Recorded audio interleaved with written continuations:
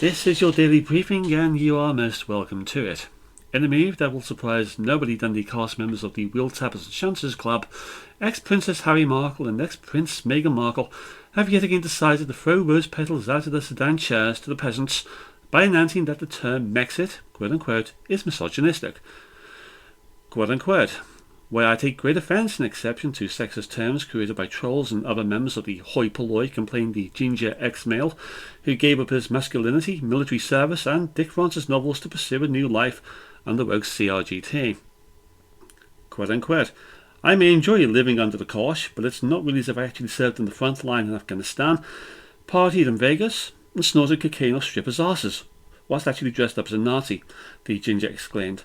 I did, but thanks to her indoors, I can now know full well that I can now begin to atone for all past sins. After all, in 5 years' time she'll divorce me, financially bankrupt me, sue me for custody of the children, find another moneyed mug punter to financially sack the life force from, and leave me with basically nothing. Yes, Harry, but will it make you happy? And on the subject of Nazi girl, ex-Prince Meghan Markle faces an appeal in the civil court by the Mail on Sunday over her previous High Court trial, which ruled that the paper was in breach of privacy laws by publishing private correspondence between ex-Prince Meghan and her estranged father, not least since it now appears that she allowed private correspondence to be used by her ghostwriters for the Markles' authorised biography, Finding Freedom. Freedom from what? Fuck knows. Anyway, Little Miss Dynamite is unrepentant about using the media on the one hand whilst pursuing the mythical search for privacy via Netflix. Where are my fucking trainers? The ex-actress bellowed to staff whilst handing out soup to the homeless whilst in front of a media scrum. Quote unquote. Besides, she said, the Mail on Sunday is being unreasonable in their behaviour, since it's all about me, and why can't they just shut up and get out of my way? Let alone my life, she said. Meanwhile, the Mail on Sunday declined to comment, this being a euphemism for private derision, which is to say perjury under oath in a civil court in England is a criminal offence.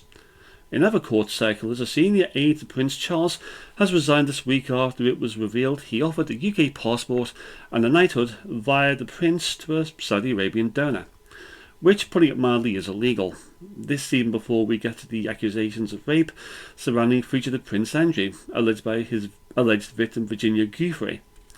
Difficult to know what Christmas is going to look like for the royal family this year, although I dare say murder squad detectives near Balmoral Castle have been placed on standby over the course of the festive season.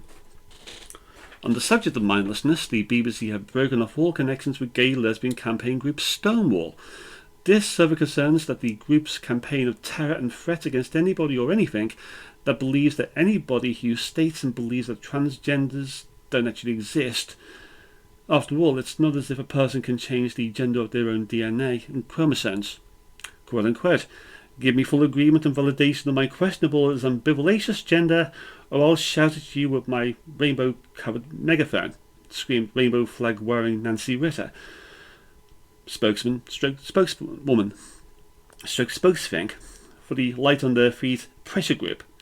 This as they celebrated the nation's first rainbow-coloured zebra traffic crossing in London this week. Quote unquote, we think this is an amazingly progressive move on our part.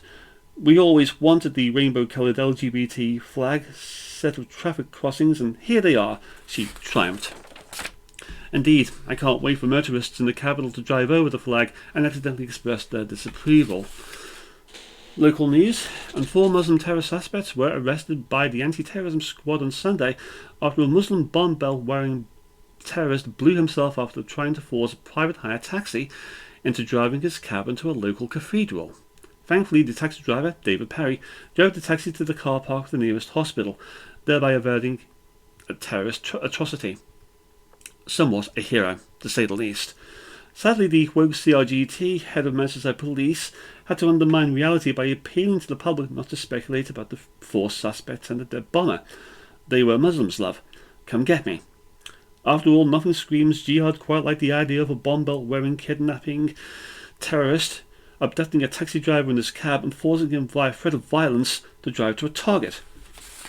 Shirley says relax, by the way. Meanwhile, the Labour Party dropped themselves into a right mess the day after the attack by offering their heartfelt condolences and respects to the deceased taxi driver.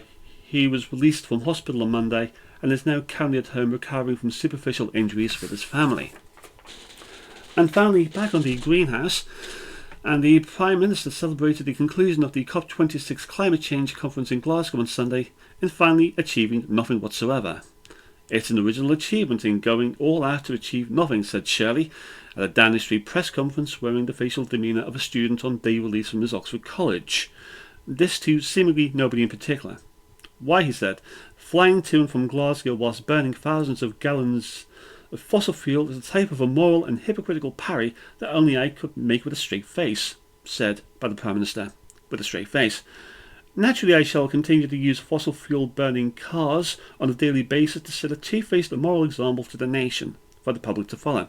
I mean, I've always wanted to be a 15th century medieval court jester, so here I am living the dream, said the Cant. And that is indeed your daily briefing. I hope you enjoyed it.